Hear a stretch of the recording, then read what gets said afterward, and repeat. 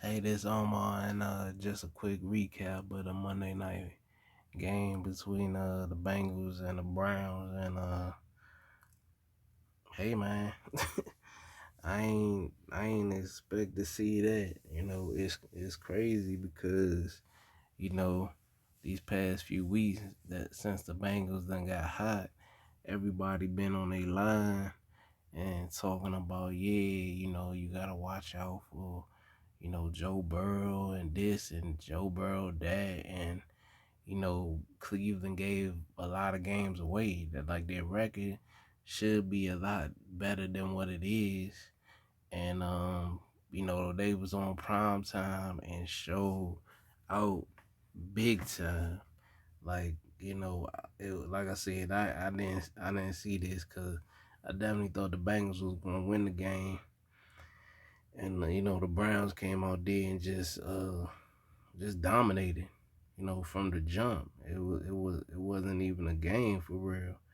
The score, 32-13, but they all they points, the Bengals points came late. But if you watch the game, it wasn't even close. From start to finish. Uh, as a team, you look at the third down conversions. The Bengals was 4-10, and the Browns was 8-13. Just monsters keeping the chains moving. For most of the game.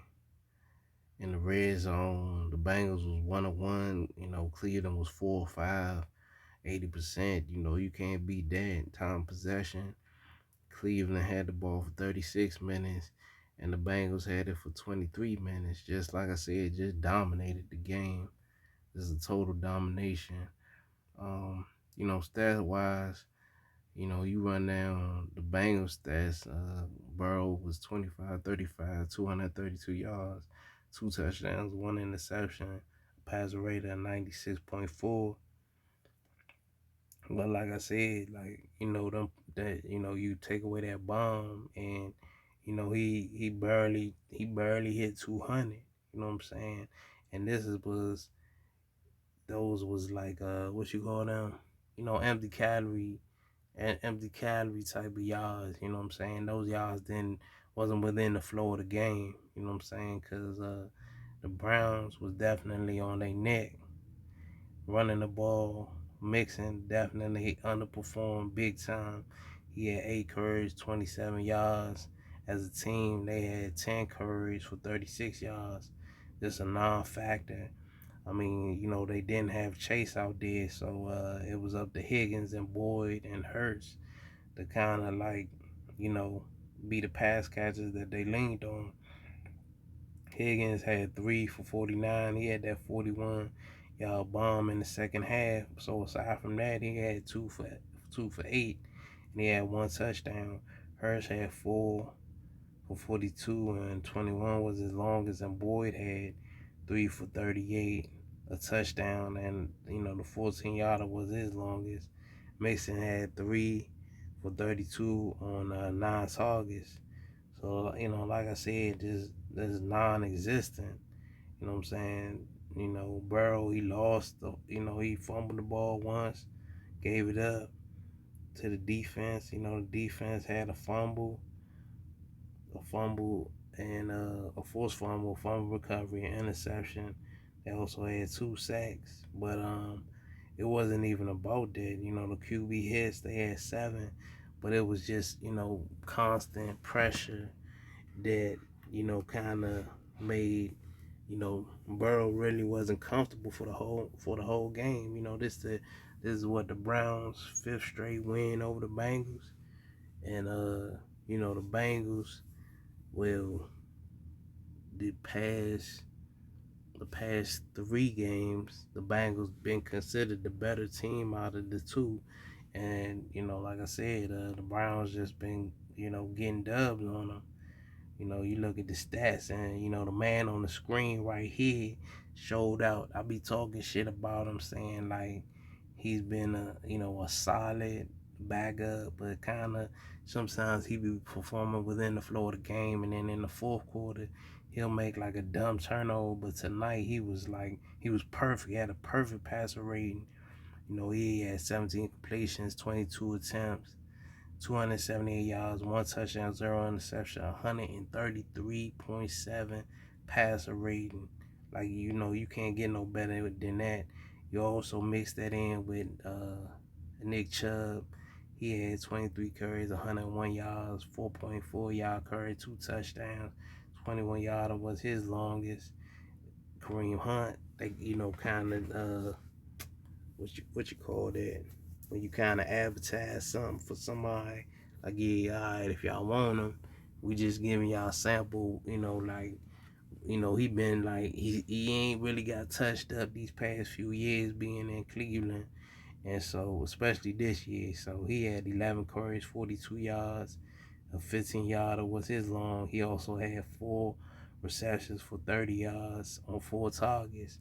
So, he outdid teams that need a running back. Definitely should, give them a call or whatever, because, they not really going to use, you thought they was going to have that nice balance with a Hunt and Chubb, but it seems like this year they ain't really using Hunt at all, and especially since Hunt is being more vocal about wanting a contract extension. So once he started talking like that, they was already going to try to make a play to get him out of there.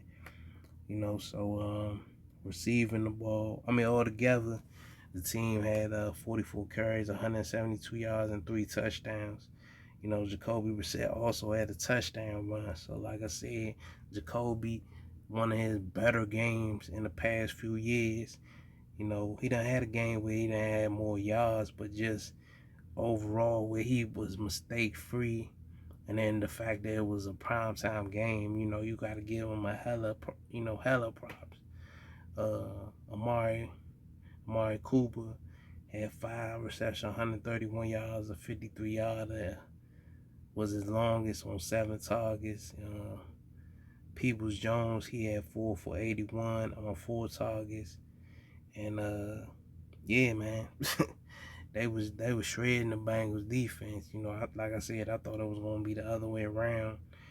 And the only mistake the only mistake he had was he had one fumble that he did lose. But aside from that, it was just all Browns all night. You know what I'm saying? They had 7 QB hits. They had 5 sacks. And let me see if Gary got a sack. Yeah, he had a sack and a half. And yeah, man, they was just all on them people's line for the whole night. You know what I'm saying? And just a definite all around win. You know what I'm saying, for the Cleveland Browns. You know what I'm saying? And the energy was out there.